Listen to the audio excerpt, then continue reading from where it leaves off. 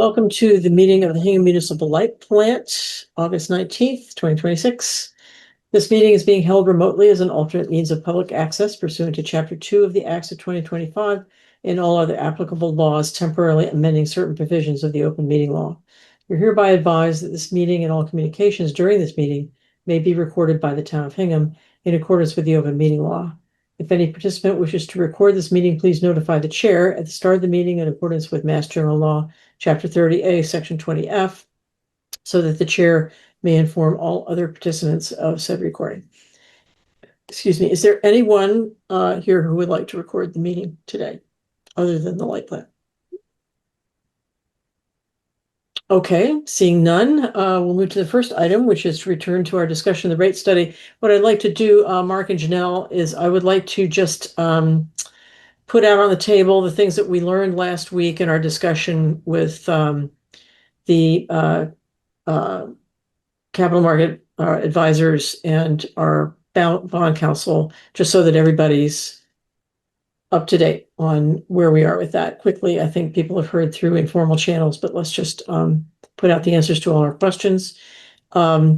We asked Capital Asset Management if the borrowers are looking at general obligation bonds, is it any concern to them if HMLP's debt coverage ratio, our own debt coverage ratio, is under 1.4, the recommended ratio?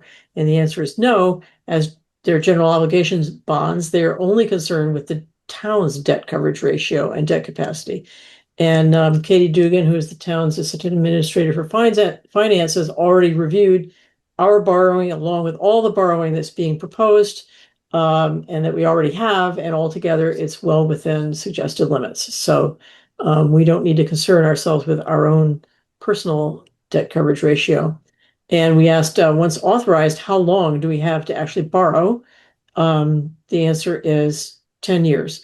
And right now, our plan is that we probably will not need to borrow in the first year. We'll be using our depreciation fund. Second year, we will begin to use our depreciation fund. Plus, we will go out with the town for bond anticipation notes. Probably will not actually go for the bonding until the project is complete and we know exactly what it costs, so that we will only borrow what it costs. So then we had a conversation with Rick Manley, who is bond counsel for the town. And one question we asked was, can we borrow to pay for the Eversource tap station, even though we will not own it? And the answer was, yes, we can, because it's designed exclusively for HMLP's use. There is sort of a restricted use test that they apply to this, and this meets that test. There would only be a problem if somehow we contemplated allowing someone else to use it, to pay us for it, but that is not contemplated. We are the only ones who are going to be using that. So yes, we can borrow. And we asked the question, can we borrow for longer than 20 years? Because that was an idea that we had that would quite likely lower the interest rates over the next 5 years if we can spread it out over longer. And the answer was, we can ask town meeting to request a home rule petition from the legislature to allow us to do that. It's fairly routine, should not be controversial. It should pass as long as our legislators are diligent about pursuing it. And we don't have to have this legislation in place until the final borrowing after construction is complete. So there's plenty of time to accomplish that. And I did speak with State Rep Joe Moschino, and she said she stands by ready to help us with that, assuming that town meeting approves it. Her timeline would be she would submit the bill at the beginning of the next legislative session, which begins in January, and she would anticipate that there would be a hearing in June. So we would have plenty of time. And then a final question that was raised by bond counsel, he suggested we think about whether we would set the bond up for level principal, which would put more cost up front, or level debt, which evens out the expense over the life of the bond. And we need more consideration. We need to consult with the town about which of those things makes more sense. But there's several different ways that we could structure this. And that would, if we decided, for example, on level debt, which would even out the cost over 30 years, that would have an impact on our need for revenue to pay it for it as well. So I think I covered it all, Tom. If you think of anything that we discussed that I missed, let me know. Um, yeah, Joe. Laura, just getting back to your first point about the coverage ratio. What I heard you say is the borrowers really don't care because they're looking at the town. Um, and then so that the question then becomes, does the town care? And what I heard you say is that Katie's already factored in what needs to be done and it looks good. What I don't know is what she factored in. So did she assume rates? Did she assume funding coming from HMLP? Yes. So, Yes. but if we're thinking of, well, if we're thinking of changing what HMLP will be paying, in other words, doing something different than the 1.4, has that been factored into her analysis? So I think what she used was the figure that we were going to borrow 70 million Okay. dollars. And then the question I had to look up and remind myself today what of um, the definition is of the debt coverage ratio.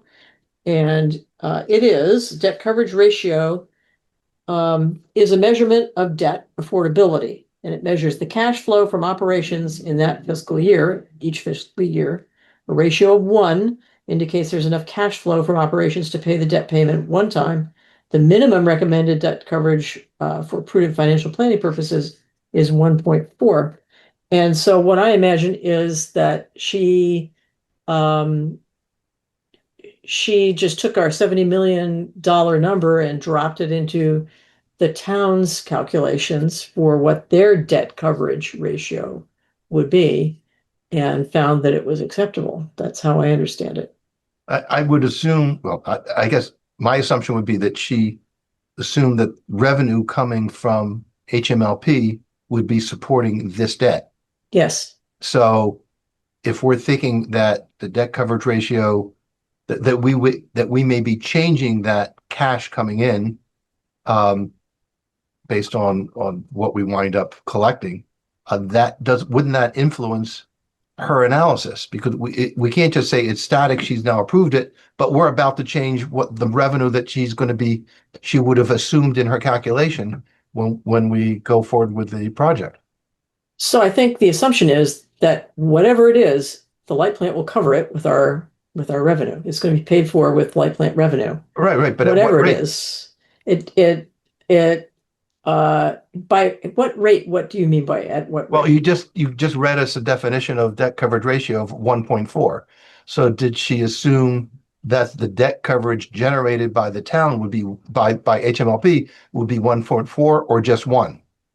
1 point that she added it to all the other debt that the town has Right, incurred and holds, right. and all debt considered, the town's debt coverage ratio is fine. We're far But from hitting the limit.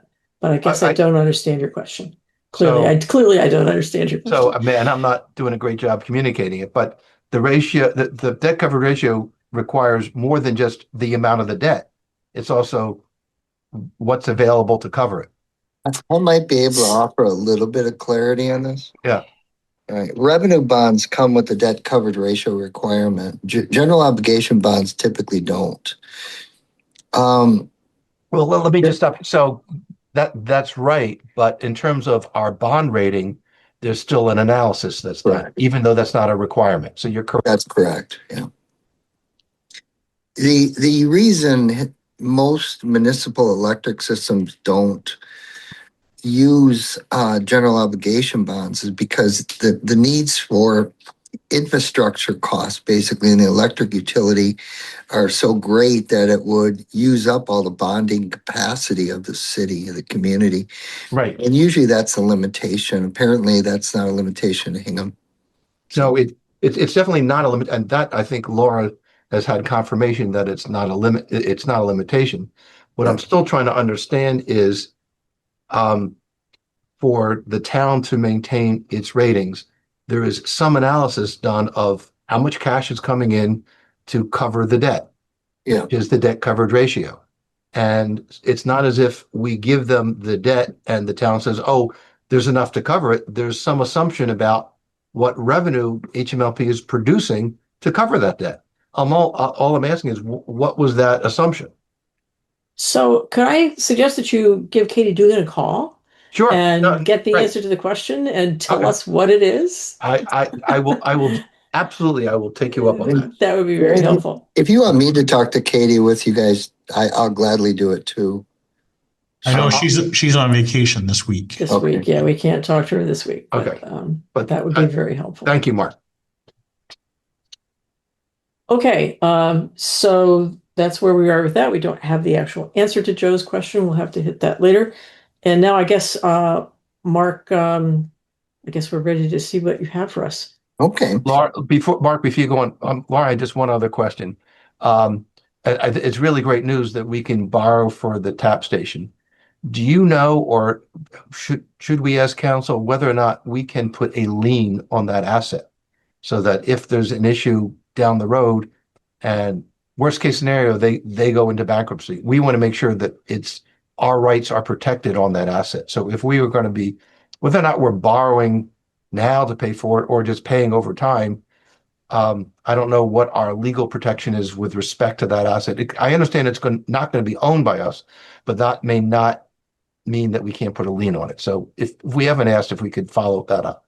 We have not asked that, and I think that's something that we probably should draw. I mean, one of the next things that has to happen, Tom, is we have to go back to Eversource and give them the bad news that we're not planning to pay them 11% for their. They're not going to be happy to hear this, but we will need them to give us a dollar amount of what it's going to cost. So, Yeah, you know, I did ask them that. When I spoke to the woman at Eversource, I said we need numbers based on paying up front. So did she give you any suggestion about when we might have such a number? the two people that she needed to have a meeting with were on vacation. On vacation, so right? they are supposed to be in on Monday, and she has a meeting scheduled with them on Monday. And Okay. and can we negotiate a discount since we're paying up front?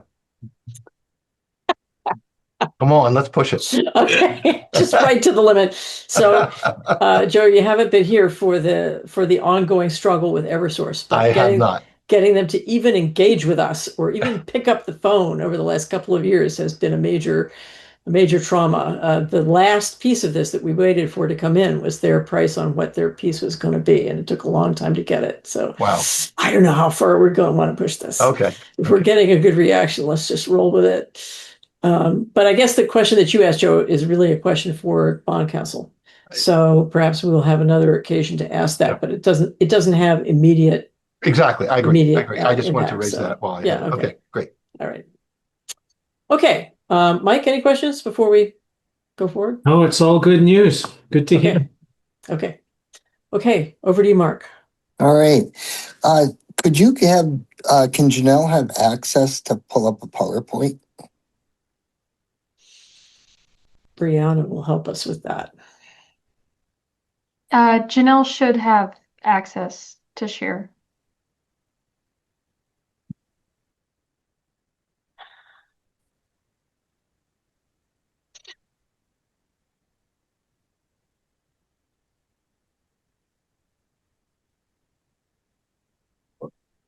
Looks good. Yeah.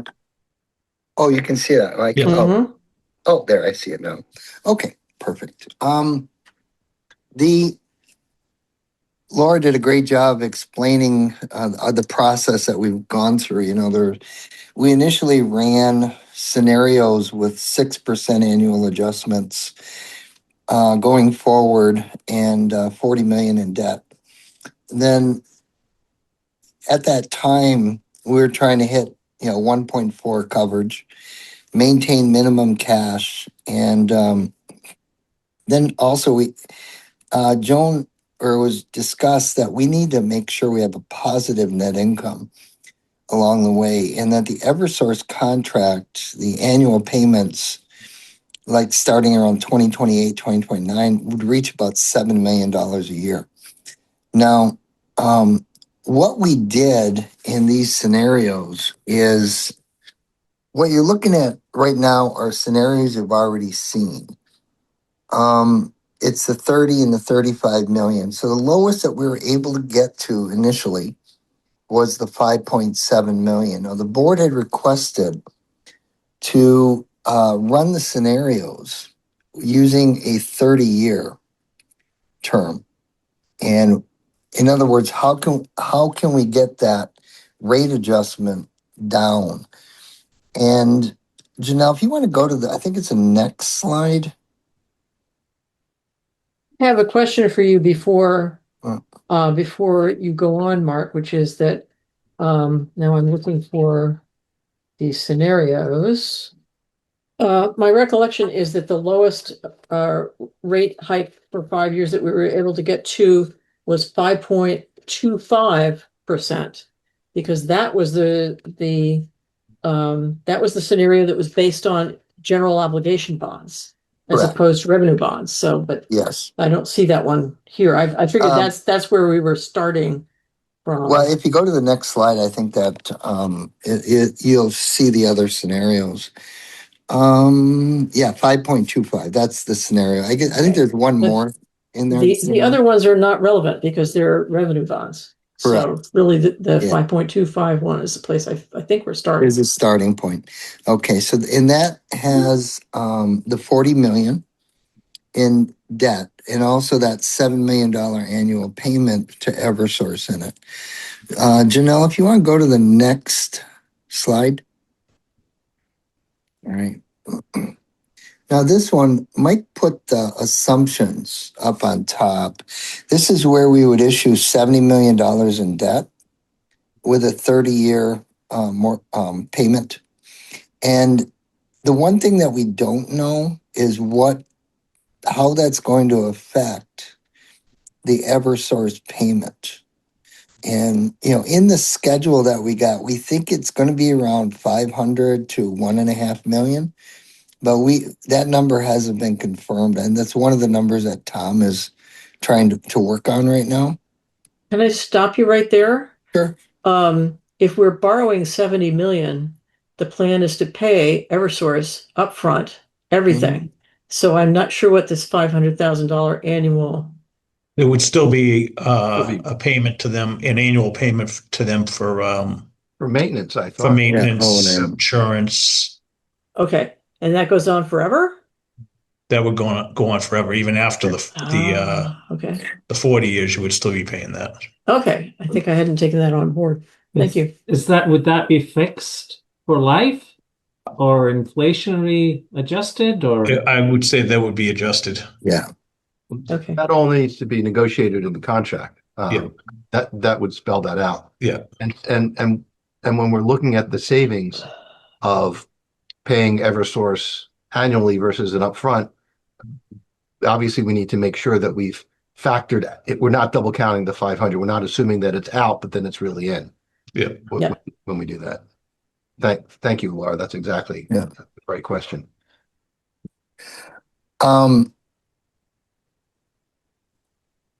All right. So one of the things in this scenario that's different, besides what Mike has up on listed on top, the 70 million and the 30-year, is the depreciation expense. The depreciation, you currently depreciate at 5% of whatever your asset amounts are. You take 5% and you expense it. What that did when our initial run through had in 2029, we were lowering it to 3% from the 5%. And we had to put a 3% depreciation rate in 2028. And the reason is because we have to make sure that the net income is positive.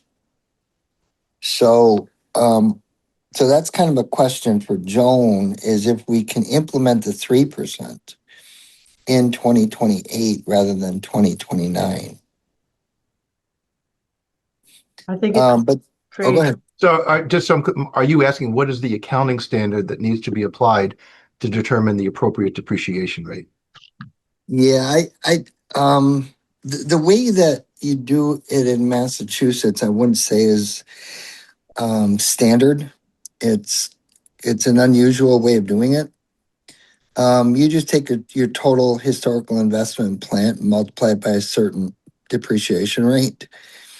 Most utilities around the US, what they do is they depreciate each individual asset based upon its useful life. So for example, wires might be 33 years.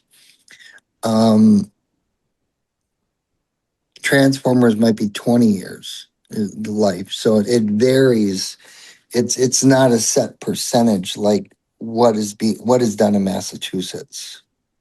Correct. So So 3% is the lowest that we were allowed to go yeah, in Massachusetts. which is about 33-year life, which is typical. That's about average of a utility. If you averaged everything, it'd be about 33 years. So I interrupted you, Mark, when you were saying the difficulty was figuring out about this $500,000 Eversource annual payment. Was there anything further you were going to say about that I derailed?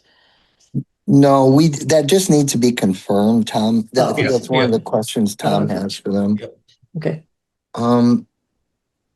So, but in this scenario, we were able to get it down to 4.3% annual adjustments, and because of removing that $7 million payment from Eversource under this scenario, debt coverage actually isn't even a problem. Yep. Mm-hmm. So, now let's see. I'm trying to see if there's any. Mark, Yep. what we're on this, have you done a sensitivity analysis?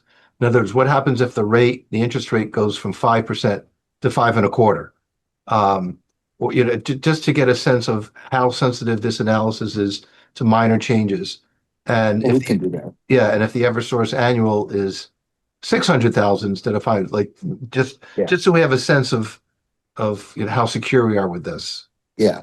No, I think that's a good thing. 6%, and I would say that Eversource could be as high as 2 million.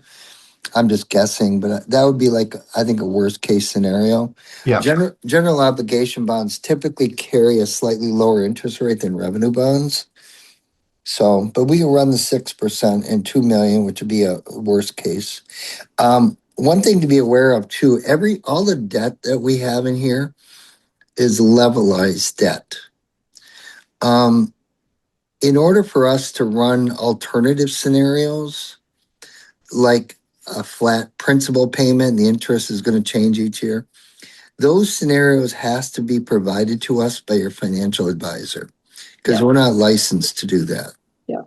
So, okay, so that's a good thought. The town often takes that route for its bonding, but Correct. I feel like the level debt scenario makes more sense for us because it doesn't, the other means higher payments at the beginning, which loads the costs onto the ratepayers at the front of the lifespan of the asset and lightens it up for ratepayers near the end of the asset lifespan, which doesn't make sense to me. I mean, I think all the ratepayers need to share the burden evenly to the extent that we can arrange that. So that's just my prejudice where I'm coming from. I don't know what other people think. And I really think that, because this project is a long life asset. Yeah. I think 30 years is definitely appropriate. Yep. In this case. And 30 years where the people at 30 years are making the same payment that the people at first year did. That appeals to me. Yeah. Now I do have to ask a question, Mark. You're showing 8 million in rate stabilization funds dropping in to help lower the rates, but my recollection is that is a higher number than Joan felt comfortable devoting from the rate stabilization fund. Is that right, Joan? Yes, I was looking at 4 million. Yep. Well, the reason Mike did it that way is if you look at the cash balances, initially we did not include the $8 million as available cash. But what we did here, you see that 15 million compared to about 15 million in recommended minimum cash. You're talking about 2030? Yes. Hmm. Yeah. Without considering the 8 million as part of our available cash, which really it could be considered for purposes of financial planning. I understand from your perspective, the 8 million that can be brought in at any time. Like if your net income is projected to go negative, you can bring in some of that rate stabilization, which will boost your net income. But for purposes of our analysis, we're just including it in the available cash. Oh, so you're not showing it expended at this time? Yeah, correct. I see. It's just Okay. available cash. Yeah. Oh, Yeah. okay. So yeah, okay, I see. I understand. If you moved it forward where you're showing it into 2028, well, I guess it doesn't matter where you Yeah. put it, right? Yeah. Correct. I get it. Okay. They're just getting in. So that's why the net income is 9.5 million Yeah. the But first so year. there are a couple of years here where we would find it hard to make our voluntary payment to the town. And so those are the years when we would probably use some of that rate stabilization Correct. fund. That's Is that correct. going to blow up your No, anything if we do that? Okay. no, Is not at the, all. is that payment to the town in there, Mark, in these already? Yes. Yeah. Oh, Yeah. so this is net income net of the voluntary payment to the town. Oh, no, this is, net of the voluntary payment. So the voluntary payment's already removed from that net income number. Yeah. Oh, you sure? You sure? Are you sure, Mark? Because I that's am. super important. Okay. Yeah, let me double check. I can visualize it. So let me see here. I can. Yeah, 2028, you're below 500,000. So. And Laura, just so the $8 million, I know we're not spending it, but this assumes that it's actually hasn't been spent, that it remains in our coffers. Is that a safe assumption? We haven't spent anything from it. So what's the last time we spent anything from it, Joan? A long time ago. Yeah, it just kind of sits there. And Yeah. this is the moment for which it has been sitting there, I agree. in my view. I agree. Can I ask one quick question, Mark? Actually, Sure. two. Does the 4.3 include inflation or no? That's not on top of inflation. That's No, that's all in with inflation. In other words, it's 4.3 all in. right. That's with inflation. Yeah. Okay. And how about the PCA? I'm afraid to ask what the PCA would get during these Well, scenarios. I'm assuming you're going to recover your power supply cost through your rates. So in other words, that you have a power cost adjustment to recover your cost, your power supply fluctuations. Because power supply should be a pass-through to customers. So in other words, you can use your rate stabilization fund to minimize impacts on customers. However, So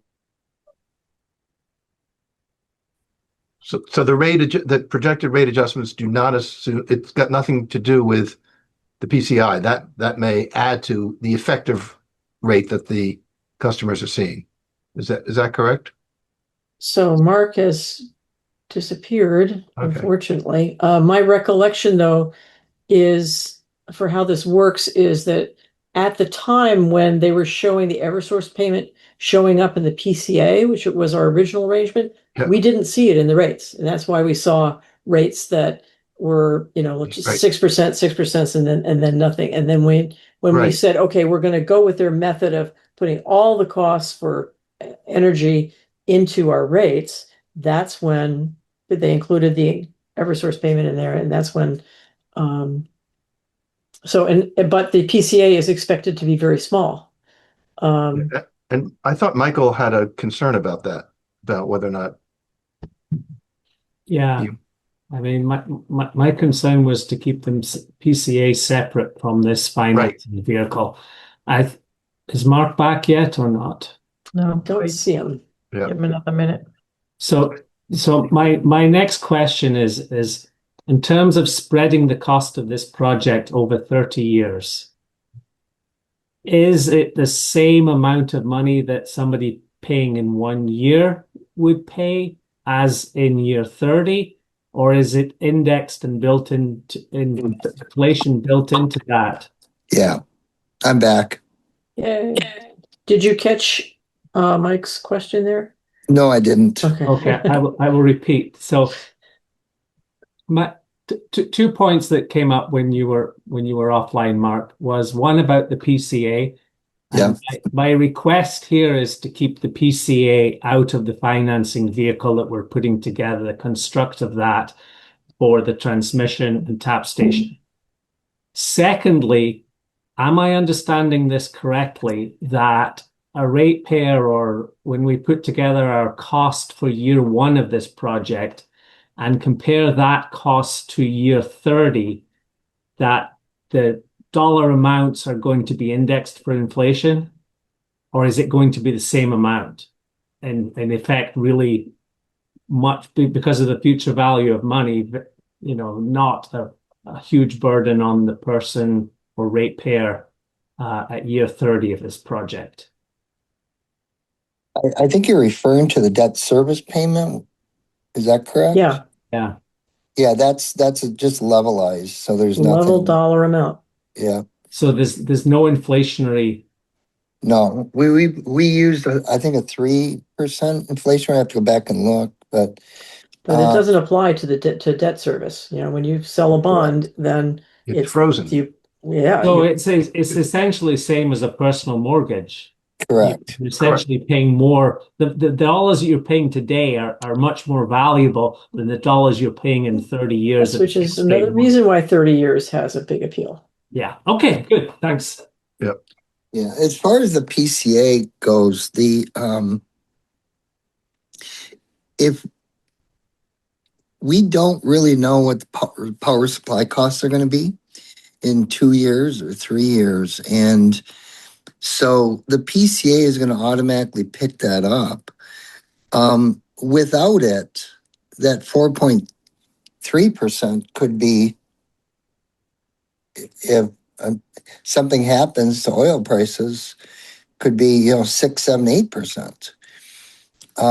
Would be needed because it's not a pass through.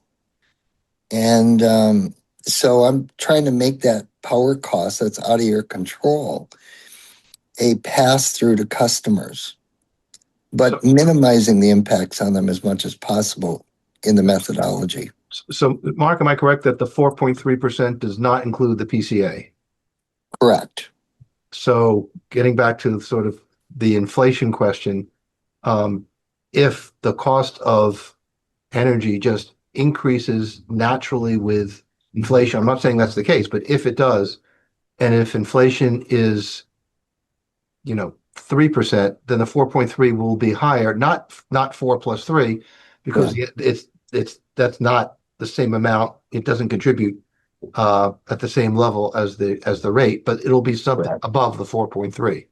That's correct. And power costs go up, Right? but they can go down too. And we've seen that. Plus the fact that the way that you do your power supply cost, you have a certain amount of fixed investments and capacity. So it's not like all your power supply costs are going to go up.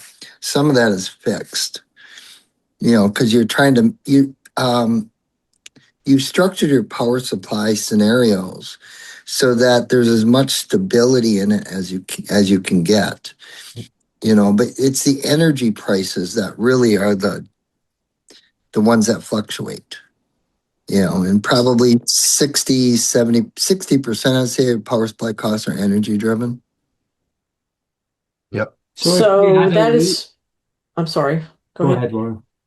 Well, so that situation would obtain whether or not we are doing this project, whether or not we are doing these rate increases to pay for it. I took away from our last meeting that all of these rate increases are for the project. That we would not need any rate increases according to your That's- model for that's 5 correct. years if we did Yep. not do the project. So, it would be tough for our voters to consider possibly paying crazy energy prices going out into the future. It's a possibility, but that would happen regardless. Correct. Yeah. And it's just a pass through, as you said. Sorry. Well, Mike, you were going to say something. So let's give a scenario. So let's say in a couple of winters' time, we have a really severe winter and the PCA needs to reflect those increased, rather large energy costs. Yeah. That wouldn't reflect what we're doing now. That would be a change in the PCA that would need to be absorbed by the ratepayers who use those kilowatt hours during that hot winter, that very cold winter period. Correct? Correct. That's correct. Yeah. Right. So we're doing our best here, I think, to keep things separate. Yep. Yeah. So the projected rate adjustment is, if I'm correct, based on what Laura said, it's the marginal increase associated with this project.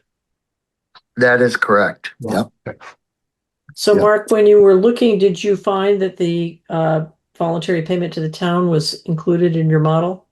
Oh, yes, it's included. Okay. Yeah. So the net income that we're looking at is net of that voluntary payment to the Yeah, town. so you So can we don't add get into about any trouble. $500,000 to it. Yeah. Okay. Yep. And we're cash positive throughout Yes. the years. Correct. We're There's, checking a lot of boxes here. there's one thing that I do need to bring up. I hate to be the bearer of bad news here, but the net income of 9.5 million, does that include that rate stable of 8? Because we can't go past 8% of our gross plant for our net income. So there's no way we can hit 9.5. It's kind of an irrelevant. Mike probably shouldn't have put it in that way. All we were doing is putting the 8 million into your cash reserves. That's all. So the net income right there of 9.5, does that include bringing the rate stable into income or no? It does. So basically, okay. yeah, it'd be what, 1.8 or something? Yep. So we Okay. could do that over time in order to avoid that problem, right? Correct. We could use the rate stabilization fund each year a little bit and stay Yes. underneath our limit. Does Yeah. that make sense, Joan? Yep. Okay. Yes. Joan, am I correct that the rate stabilization fund, it's a balance sheet item, not an income item? Am I right? Well, half right. I Okay. mean, it's on our balance sheet now, but to get it off of our balance sheet, it's brought into income. Okay, so that's why it's affecting that income. Correct. Okay, got it. When we Correct. use it. And what's the limit on when we can? No, we're not expending it. We're applying it as income, but if we were taxable, we'd start paying tax on it, but it doesn't mean that we're spending it. Well, no, we're bringing it. We bring it in when we need to use it. So Right. the theory behind it is that, so if our expenses go up and we bring this in, then it's going to be revenue neutral because we're going to be recognizing it as revenue, but we're also going to have expenses to offset it. Yeah. What that does, Credit and a debit in the same transaction.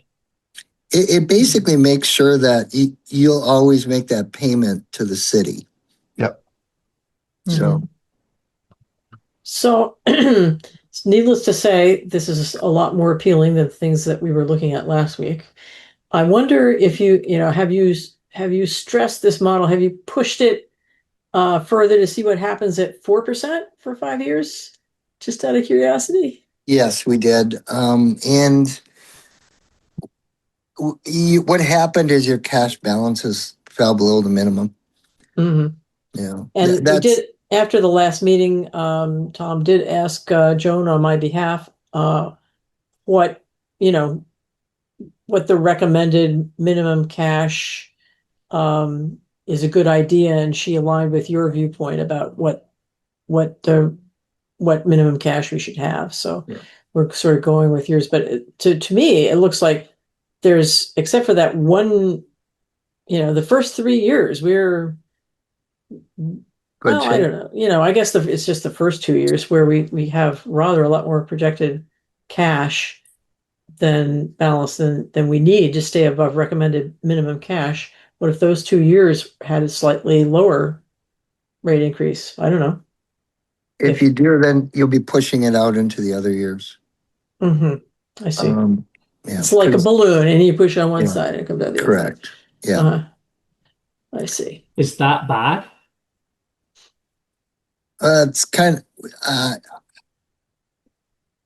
it's not necessarily bad. It can be done, but we would have to see if we went with a 3% for the first 2 years, what we'd have to be in the following years. You see, the other thing you gotta be careful with, although the 8 million can save us on that, but you see the net income in the second year goes to 400,000. Mhm. So if we lower the rate increase, that net income is going to go negative. But we could bring the $8,000 in that year to buffer the payment.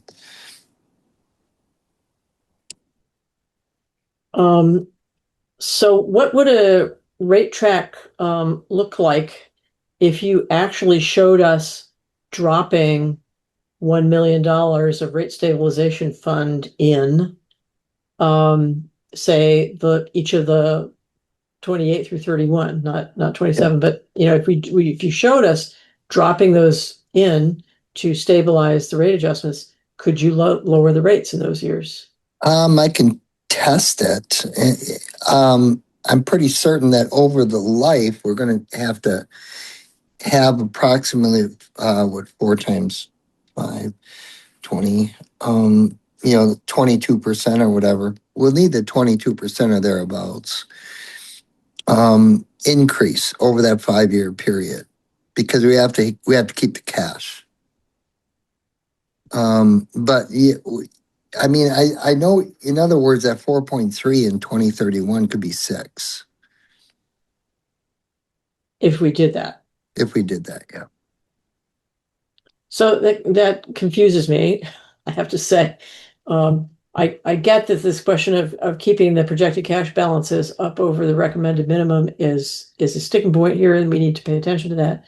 But where you're not showing us using that $8 million, you're showing us it's part of our projected cash balance. Right. It's keeping us above that level. Does Yes. that mean we need to keep all of that $8 million and not spend it in order to stay above the recommended minimum cash? I think the Well- answer is yes to that. Well, in a sense, 8 million, whatever bucket it's in. See, I put this right, but I don't care what bucket it's in. The only thing I care about is the cash legally restricted. Your deposits, customer deposits, those are legally restricted. If you have issued debt, there's usually a debt service reserve that's legally restricted. The $8 million is not legally restricted, it's board restricted. So that can be used for anything as long as the board agrees to do it. So I view that as available cash. Now, whether or not, so my point being is you have these different buckets of cash in a sense that rate stabilization, operating cash. Mhm. And if you pull it from the rate stabilization cash, I'm still going to look at it in total, Mhm. not But- individually. But Laura, I think your question is, does it need to stay on the books as available 8 million throughout this entire period? Or can you spend it down, in which case the cash is not there and it's no longer on the books? Is that your question, Laura? That is my question, but what I'm hearing Mark Right. say, but tell me if this is a correct interpretation, it needs to stay on the books in order for the projected rate adjustments to be as low as 4.3%. Because otherwise, cash balances will go below the recommended minimum. Is Right. that right? Just looking at your cash balances, that is in a sense what it's doing. Yes. Mhm. In other words, in 2031, the projection has 15 million in cash. 8 million of that is rate stabilization. 7 million of that is going to be operating cash reserves. So interestingly, we are stabilizing the rates simply by having the rate stabilization fund in Correct. hand to keep our projected cash balances above recommended minimum cash, so we don't have to raise the rates to get our projected cash balances Right, above but minimum it cash. means that we are encumbering that. So Yeah. if there was a need to use the rate stabilization fund, we could not. Well, the Well, one thing I'm sensitive to is, it's 2027. We're going to be doing another rate study in Agreed. 2029, and things change, Yep. I think maybe, Joe, a better way of looking at it would be if you have $15 million in cash, and if you needed rate stabilization funds, it may not be in the rate stabilization account. It may be in your operating reserve account. Yep. So it's still going to be there, is my point. Mhm. Yep. But when you're looking at a cash balance, that means, I'm trying to look at it from a balance sheet standpoint. It needs to appear on your balance sheet as a cash balance, which means you Correct. cannot have spent it, or Yeah. else it's reduced. That's why I'm Yeah. saying it's reduced. I have another question, but I didn't want to go derail this discussion. So Okay. I think I've got it. I think the rate stabilization fund is performing its task It is, yeah. without being spent. right. Well, what's really I nice get it now. what's really nice from my perspective, after Joan educated me last week on how that was recorded, it makes sure that you are going to have a positive net income so you can make the transfer payment to the city. Mhm. Because anytime you use it, you have to recognize it as revenue. Right. Yeah. Okay, I got it. Go ahead, Joe. So just one other question.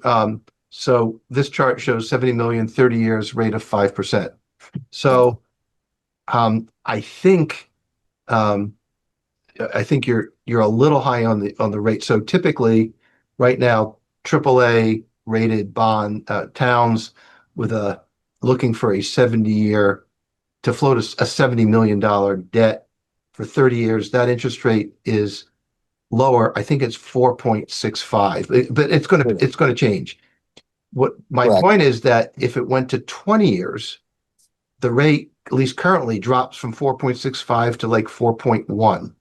And Yeah. so there's a trade-off between, I understand we can stretch out, payments longer when it's 30-year, but those payments are higher. And have we looked at whether or not it makes That's a good sense to point. do the 20-year because there'll be a lower interest rate? Yeah, that's a good point, and we can easily run that. But what I'd probably do is, just to be a little bit on the conservative side, I'd probably set the 20-year at 5%, and then make the 30-year about 0.5% higher. I think that's exactly, or do 5 and 4.5%, something like that, just so Yes. we can get the sense of, whether or not we're really doing a good thing by going from 20 to 30 years. No, that's a good point, Joe. Real good point. And that we can run that scenario. Yeah, because I know that the select board in the past has looked at that and said, hey, guess what? We're sticking to 20 years, but we're doing it because we're getting a lower interest rate. Mhm. I'll do this. I'll use 5% on the 30 years and 4.5 on the Yeah. 5. Yep. Yeah. And again, bond counsel Okay. or capital markets can probably give you more precise information. That was just my ballpark. Yeah, that's good. How would we make that happen? Because it would be good for Mark to have, a real estimate of where things stand right now when we Well, Laurie, raise this. you've had the discussion with capital markets. You can just follow up with them and Okay. ask. Okay. What's the interest rate going to be? Well, just if we did it today, we're not going to ask them to forecast interest rates. Yeah. And it's $7 million, 30 years. What would that rate be? And then if it was 20 years, what would that rate be? Okay. Yep. I can do that. Okay. Yeah, we do have one other slide, which is basically the same scenario, except 20 years. And I got the Isn't same that the interest question we rate. just asked? No, because I use the same interest Oh, same rate. interest rate. Okay. Right, exactly. I see. So, Okay. and that's a 5%. So it's 0.7 higher each year. So that's what we'd be comparing it to. Right. Mhm.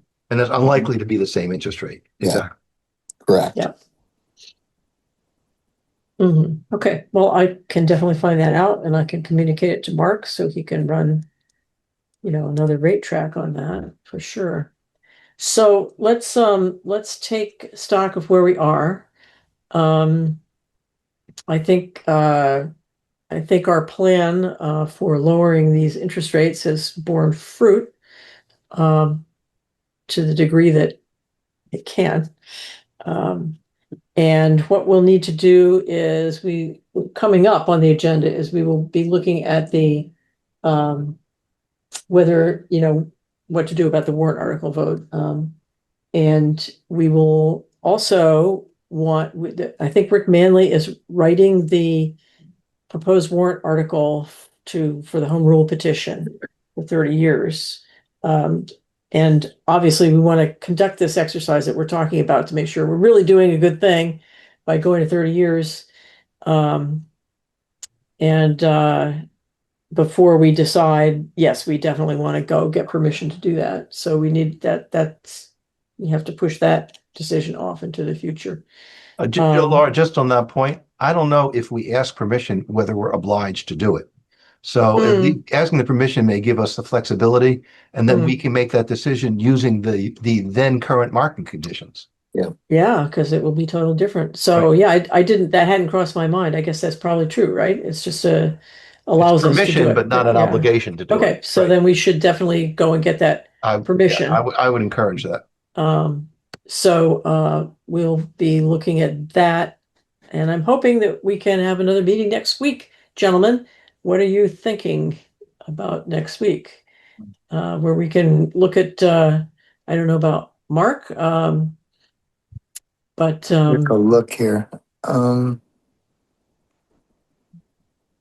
so let's imagine we did it at this time on Tuesday or Wednesday next week. How does it look for Mike or Joe? So that's the 25th or 26th. I can make myself available either time. Yeah, that should work. Okay, can we say the 25th? Will that work for you, Mark? Yeah, I can make that work. Yeah, That's Tuesday.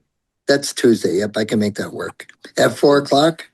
Yeah, at 4 Yeah, I p.m. can make it. And let's look at, so we'll be, I will before then get the answer from capital market advisors about, what if we went out today, what would the interest rates be? So you could drop them into your rate tracks that you'll bring Okay. back on Tuesday. Is there anything else that and then we'll try to get the article for the home rule petition by then, so we can vote on that as well.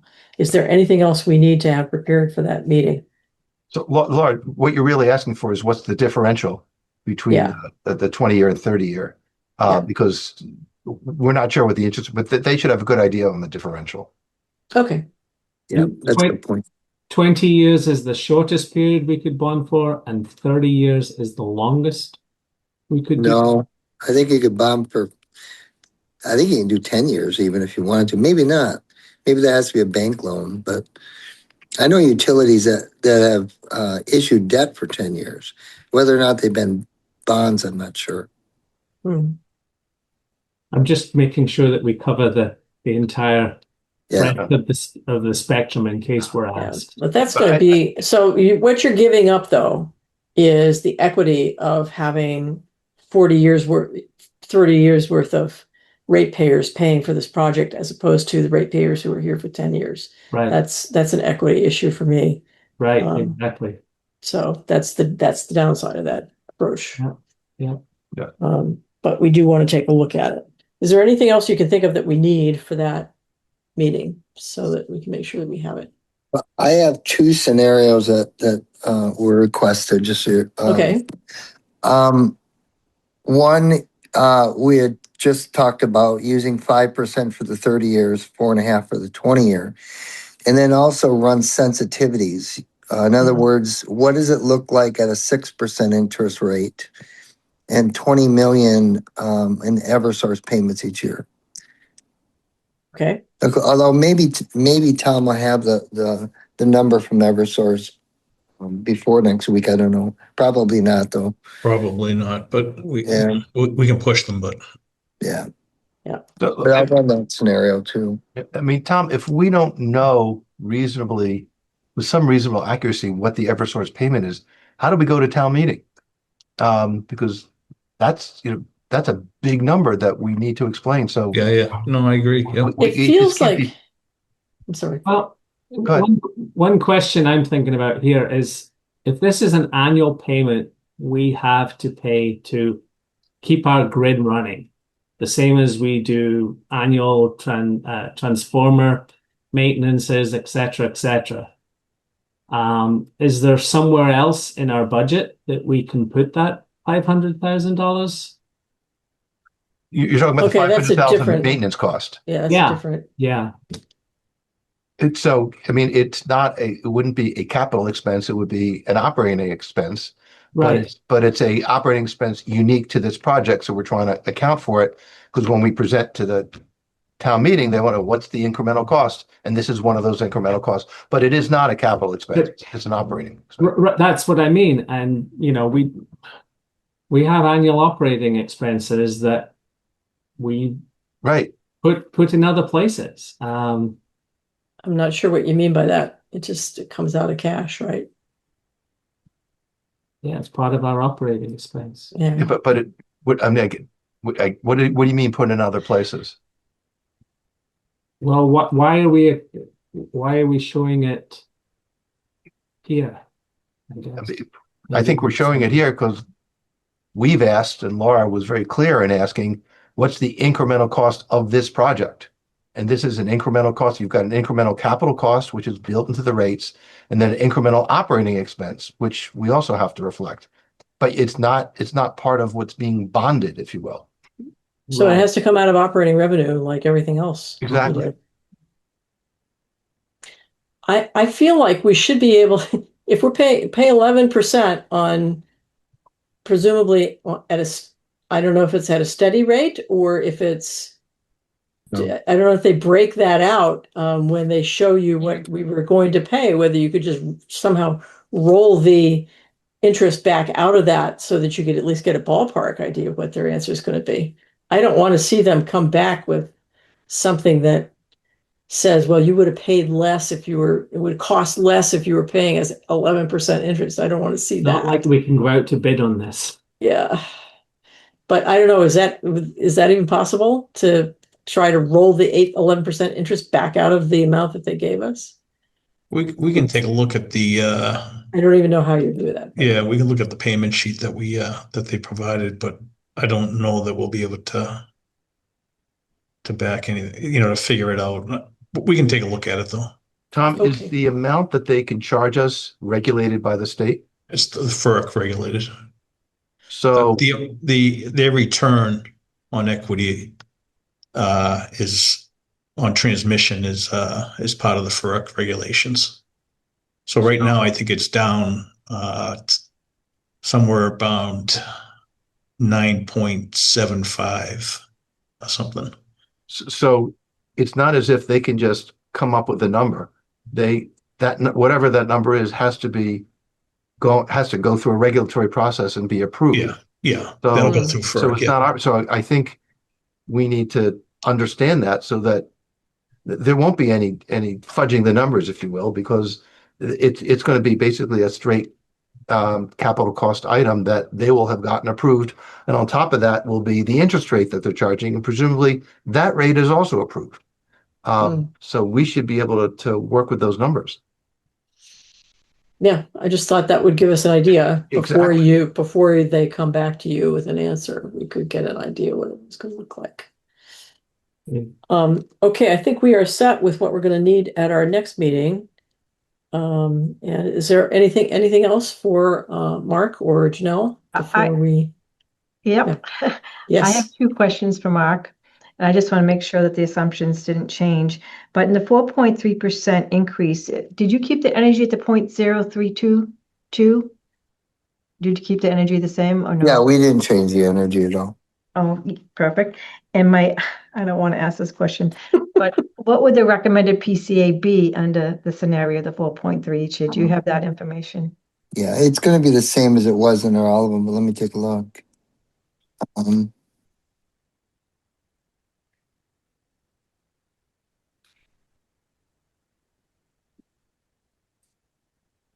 All right, so we put in the analysis base cost. I don't want to overly complicate this, but about 8.3 cents in your base.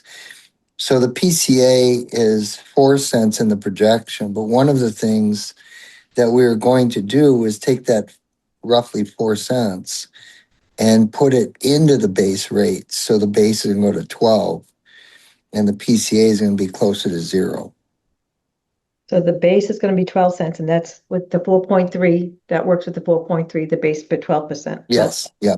It works with all of them. Yeah, because that's just a pass through. Oh, awesome. Great. Thank you. So, Okay. Mm. Well, thank you very much, Mark. Thank you, Janelle. yeah, thank you. And we'll see you next week. I'm looking forward to that. Thank you. Yeah, thank you, Janelle, for saving me today. You're welcome. Thank you. All right. Okay, the next item on our agenda is to talk about the warrant article vote.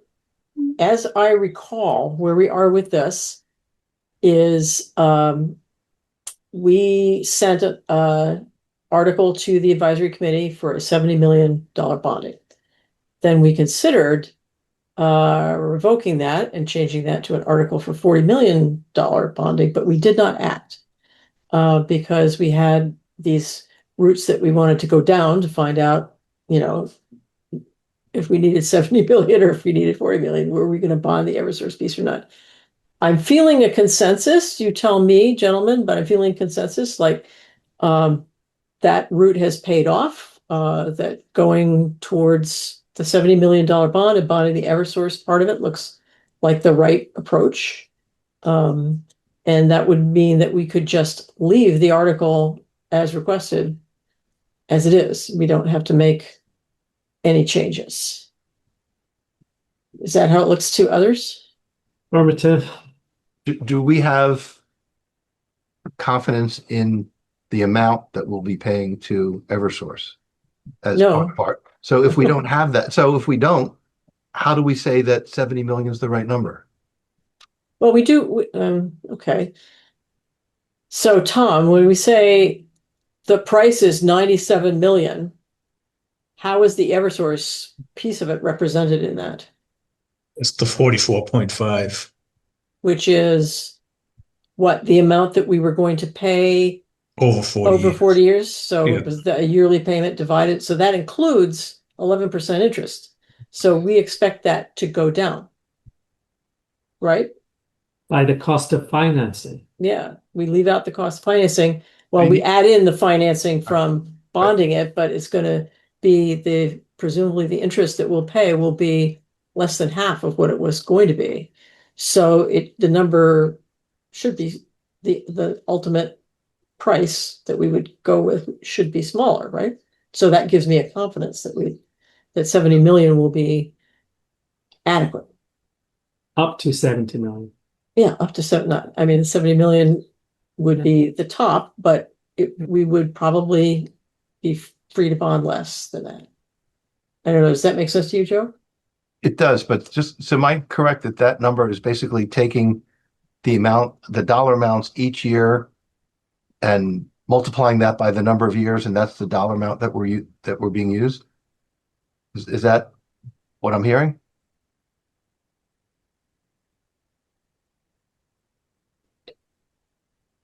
The dollar amount that In other words, you said you gave a 44, 44.5. right? And is that simply, how was that calculated?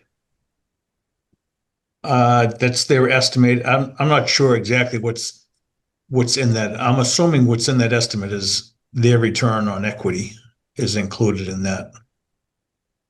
I mean, so like just backing out, like when you get a mortgage, typically it'll say mortgage is for $100,000, but over the life of the loan, you're going to pay $325,000 because of deferred payments and interest. So was this the $325,000 or the $100,000 in my example? Good question. It sounds like it's the 325, in which case that number is way out. What we need is a present value calculation, which is what we've been asking for, so that we can tell the town what a realistic cost is.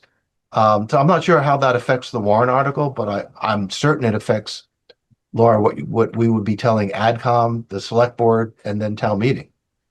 Well, we want to know for sure that a bonding of 70 million will cover what we need. So bonding of 70 million plus 30 million in depreciation funds brings us to 100 million, which we think will cover. But that's what we need. When we're saying this is the article we want, that's what we need to know. That we need to know that we're not going to have to go back to town meeting. Well, right, well, but I mean, I'm not sure I follow that logic. We could be asking for 100 million and we'll know that'll cover it, or 120 million. So what's the basis for saying 70 million? And that I'm Okay. not certain that I've heard that. Right. So what you're saying is that we do not know the price of the Everpiece part of it at this point. Or right. I mean, so if it's, if instead of 70, it's 68 million, okay. But if it's 70 versus 50, that's a big deal. Yep. We should know that before we present a warrant article. Yep. So hopefully when those folks get back from vacation on Monday over at Eversource, you can sound that out. That's the Yeah. only way I can think of to I'll move be, forward I'll on be it. reaching out to her on Tuesday morning for sure. Okay. So so right now we're sitting with the $70 million warrant article, but we will wait until next week to see how confident we are in that. Does that make sense? Does that sound like That would help the me have confidence consensus? in Yeah. this. Okay. Okay, and hopefully I will also ask the attorney for the home rule petition article, and hopefully we can do that next week. Okay, anything else on the topic of our mission project, which is actually the only thing that is on the agenda? So Laura, just on home rule, I made the assumption, and I think it's correct, that if we ask for 30, we don't have to use the 30, we could do 20. Okay, so we just if you gotta can ask confirm that when you Yeah. have that. Yeah. Okay. Yep. Anything else that we need to discuss about this before our next date? Any comments or questions from the public? Okay, I think we have done the work that we can do today. Thank you very much. Oh, Elaine. Oh, Elaine, hello. Speak. But first identify yourself. Hi. Okay. Elaine Cusker, 206 Linden Ponds Way. I am just going to sort of repeat, I hope, what you already know, which is the clock is ticking, and the amount of time needed, even for a small warrant, is still a lot of discussion for the advisory committee. So can I say that you would have a solid vote next Tuesday? Because I really thought it was going to be tonight. So I feel like the advisory committee wants the real facts. And that is what we are making sure to get. We're looking under every rock so we don't miss anything, as we did last spring. That would be fatal. I'm reluctant to say, yeah, absolutely for sure, we're going to vote on this next week. I think maybe if we can't, maybe the board can commit to meeting even sooner than a week after that, even days, just to try to nail down whatever it is that's still floating next week. We certainly hope we'll be able to vote next week. That's our goal. Can we Depends on promise? I would Eversource. not feel okay about promising. Okay. Depends on Eversource. Katie is also on vacation this whole week. If there were issues to confirm with her. Yeah, I that don't. was on me. I was going to reach out to her. Okay. Well, you can do that on Monday, I think. So I'm sorry, but I want to assure you that we hear the clock ticking. As I mentioned last night at the advisory committee, I hear it ticking at 2 a.m. So feeling very strongly about getting us over the line here. But we don't want to make any mistakes. Yep. And while we have Elaine and Laura on, is there anything from yesterday's AdCom meeting that the board should discuss or be aware of?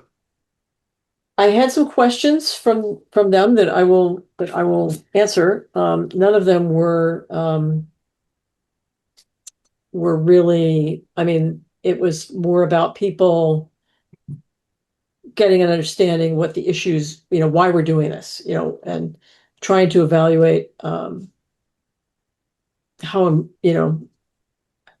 what is the gravity of the problem and how does that relate to the price of the solution? So it was more, wouldn't you say, Elaine, mostly just filling people in on background? People, had various questions, but I don't think any of them were really too deeply to the point. I think several questions had to do with the urgency of doing a redundancy project, and that $100 million sounds like an expensive insurance policy, which is what one person said. So, that's a very fundamental question, and it will be the fundamental question for a town meeting as well. So the ability to, I think, create that urgency, Laura not sleeping at night was was appreciated, I think. But that was a major question. I think until the Warren article is settled and there are firm dollar amounts, in front of everybody, the detail of that discussion, really wasn't front and center last night. Thank you. Okay. Anything else, Elaine? No. Thanks. Okay, so if there is nothing further, then I will entertain a motion to adjourn. I wonder after, Tom, could you hang around for just 1 minute after Yep. the meeting? So I've got a question to ask you. I'll entertain a motion to adjourn. So So- moved. Second. Okay, all in favor, Joe, Aye. Mike, Aye. Laura, aye. Thank you very much, everyone. Thank you. Thank you.